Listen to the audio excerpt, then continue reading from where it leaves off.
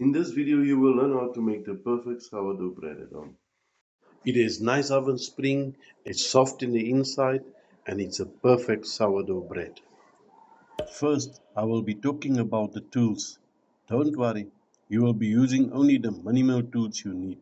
Next, I will discuss the process. I will provide you with a full flowchart from start to finish so you know exactly what to do step by step. Next, I will discuss the recipe and its ingredients.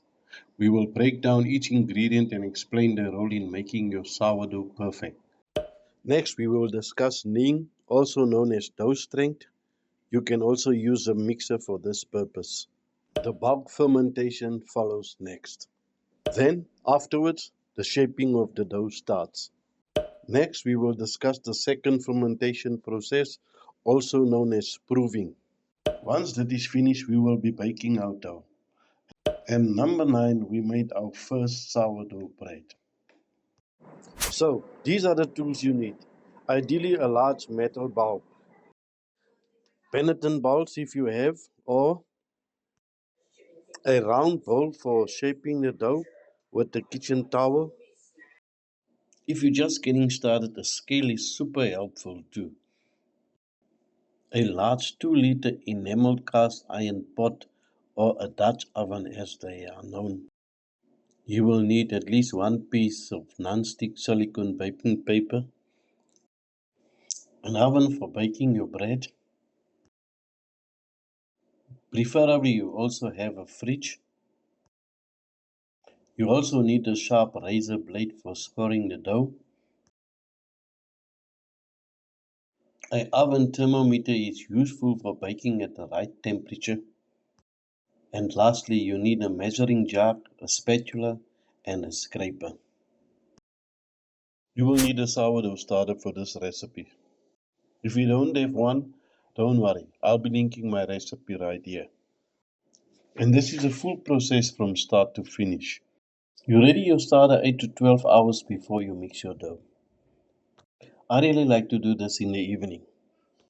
Then the next morning I mix everything together and then I start kneading. This creates dough strength. Afterwards, whenever I see my dough is flattened quite a lot, that's when I apply stretch and fold. I do the stretch and fold after every half an hour. Once the dough doubled in size, I will proceed with shaping my dough. Then it's up to you. You can either bake your dough directly after a short period of room temperature, or you can go to bed and leave your dough in the fridge for 24 hours. And lastly, you will bake the dough to make yourself the perfect sourdough bread.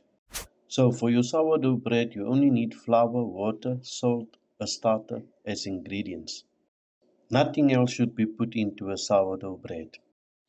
Bakers always like to use a formula called baker's math. Baker's math is a really easy way for you to scale up every recipe. That's why I use this recipe for 2 breads. You can also use this recipe for 3 or 4 breads or as many as you like. All you do is increase the quantity of the flour and then recalculate your percentages. So what type of flour is best to use for sourdough bread? If you're a complete beginner, organic strong white bread flour made from hard wheat is the best option.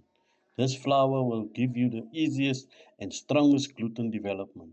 It will also be the easiest to knead and to shape, and it will give you the best rise in the oven. Gluten, of course, is what gives bread its ability to increase in volume, maintain structure, and develop into bread. As fermentation produces gas, gluten strands help to hold up the dough and trap the air inside the bread. The more protein you have in your flour, the more gluten can be developed in your dough. Protein content can vary from 7 to 15%. Lowest protein flours, being cake flour, is good for cookies and pastries, and the highest protein flours are more suited for chewy food such as bread. Today we are starting sourdough bread.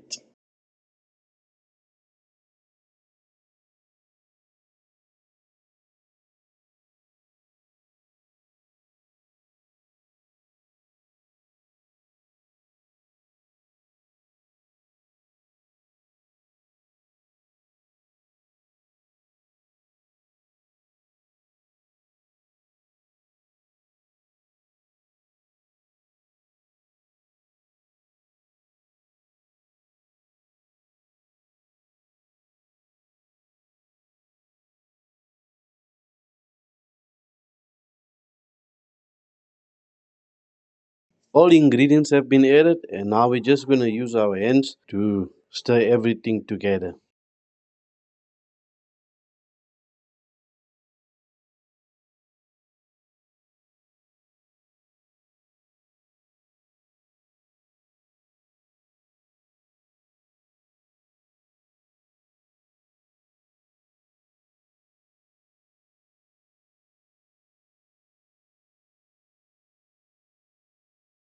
Now you could totally use a stand mixer too, but I think if you're just getting started, it's best to do your first 10 doughs with your hands so that you can see the structure of the dough and feel it with your hands.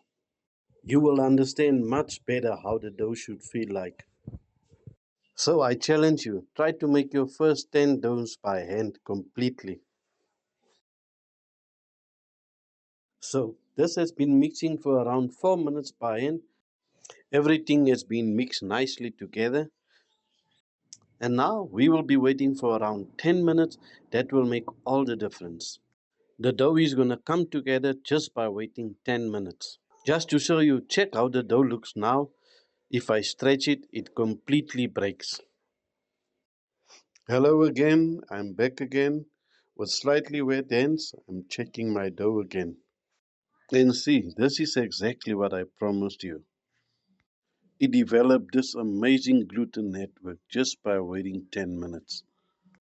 Now I'm proceeding to knead the dough. All I'm doing right now is I'm pulling the dough upwards and folding it. Our dough look quite nice and stretchy. I'm gonna give it another 10 minutes of rest and then come back.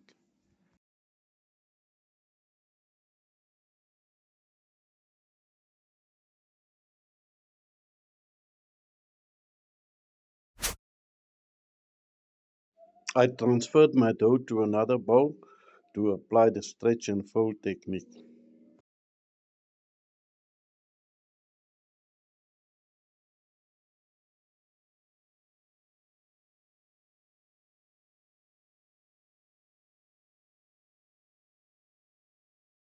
Again with slightly wet hands, I lift the dough and stretch it and then I fold it back.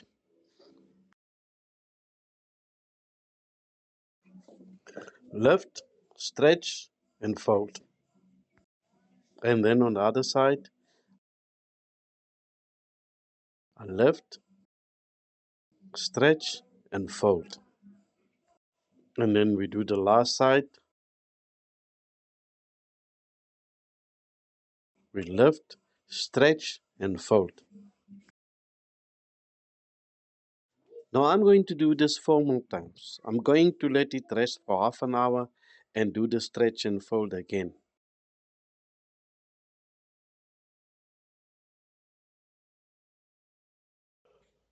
Be gentle.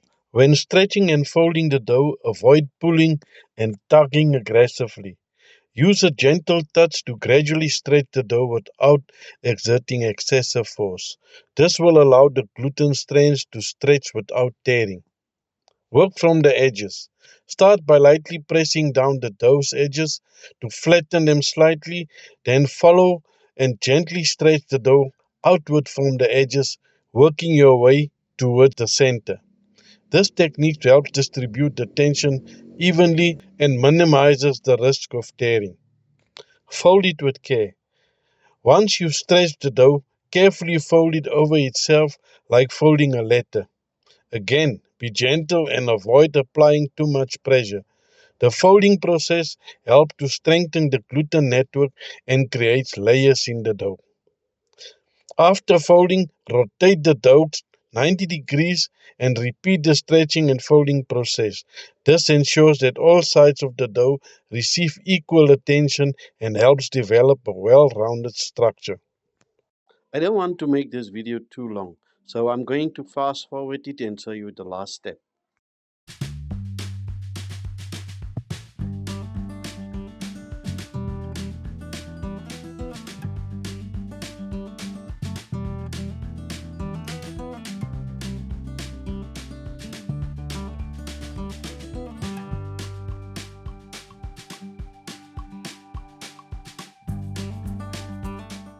Now we need to proceed and shape our dough. And for this, I'm just going to sprinkle some flour onto our dough.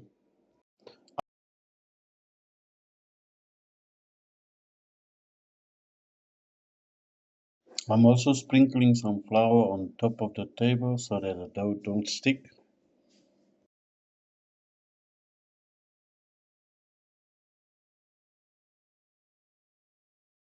So let's flip over the container and hopefully the dough comes right out.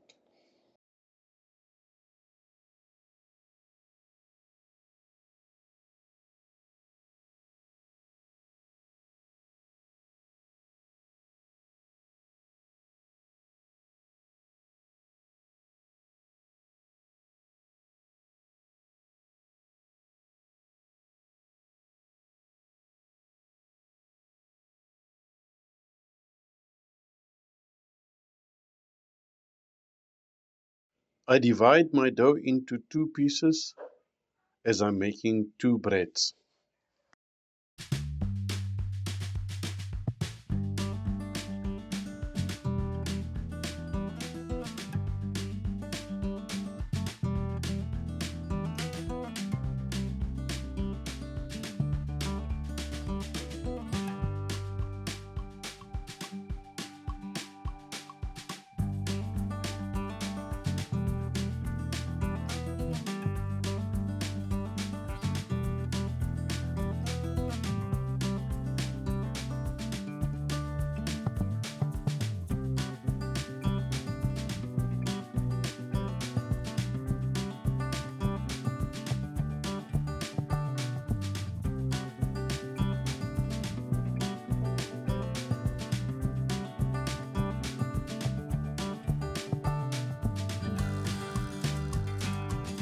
And for shaping, we are gluing the dough together.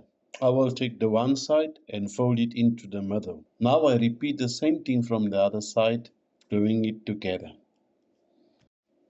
With flat hands, I'm going to the top of the dough now, and we will start to roll it in.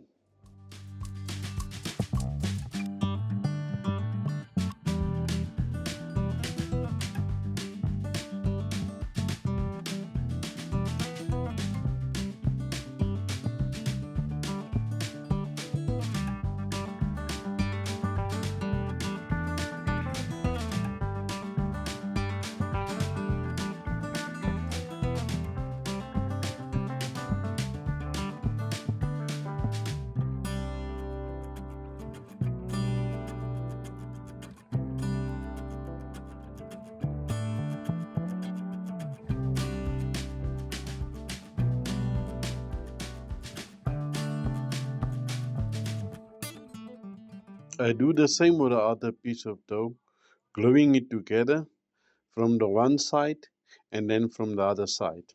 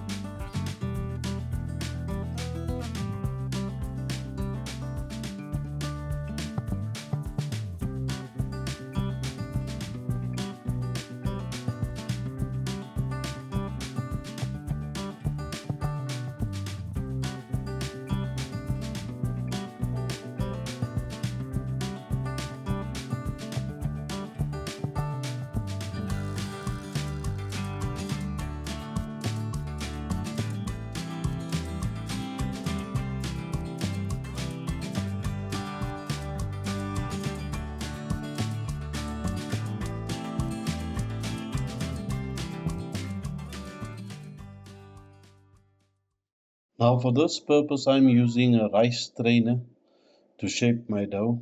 I'm going to put a piece of parchment paper inside the strainer and then place my dough right in the center.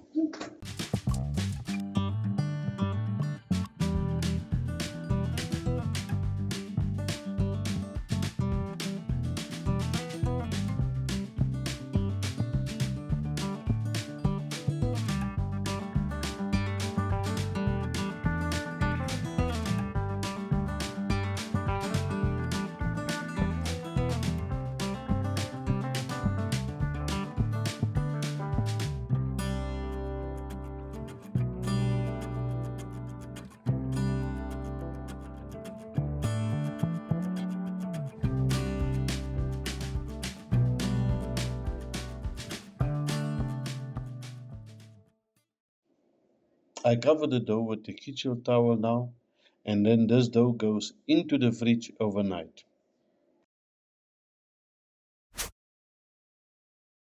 Our dough has been in the fridge for 24 hours and it's now ready to be baked. So now I'm ready to bake, so I'm going to use my cast iron combo cooker. So about 30 minutes before baking the bread, I put my Dutch oven into the oven for around about 15 minutes. So once my oven was preheated, it was now time to score my bread and then bake it. Scoring the bread is important because it helps the bread to expand in the oven. I'm using the sharp razor blade to do the scoring. When you're slicing, go from one end all the way to the other, parallel to the bread. Now this is called functional scoring, and then I'll be adding a small pattern on the other side, which is called decorative scoring. My Dutch oven is now ready, so I'm removing it from the oven and then carefully I'm going to put my bread into the pot. Notice how I lift the bread with the parchment paper that I've previously put in my shaping bowl. Using oven mitts, carefully cover the pot and put it into the oven. Now at this point you'll bake the bread with the lid closed for around about 30 minutes. After the 30 minutes, you remove the lid and then you can bake it for 10, 15 or 20 minutes depending on how dark you want your crust.